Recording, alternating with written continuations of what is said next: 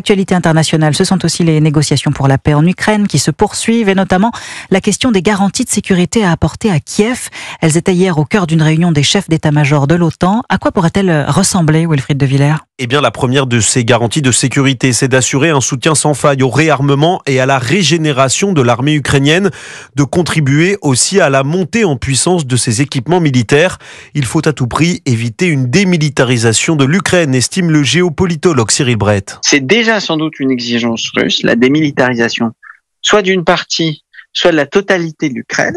Et ça, c'est un point sur lequel les Européens, les Américains doivent être extrêmement fermes pour l'entrée en négociation avec la Russie. L'adhésion de l'Ukraine à l'UE pourrait aussi constituer une forme de garantie de sécurité, sauf que c'est une ligne rouge pour Moscou, tout comme le déploiement de forces européennes en Ukraine après un éventuel accord de paix.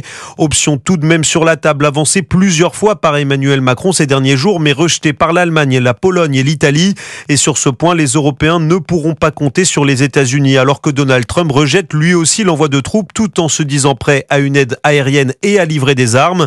Le niveau de participation américain reste pour l'instant encore flou. Donald Trump affirmant que ce sont avant tout les pays européens qui doivent fournir les garanties de sécurité en coordination avec les États-Unis. Wilfried de Villers, et hier Moscou a mis en garde contre tout dispositif qui ignorerait les intérêts russes. Discuter sérieusement de garanties de sécurité sans la Russie est utopique et ne mènera nulle part, a déclaré le chef de la diplomatie russe, Sergueï Lavrov.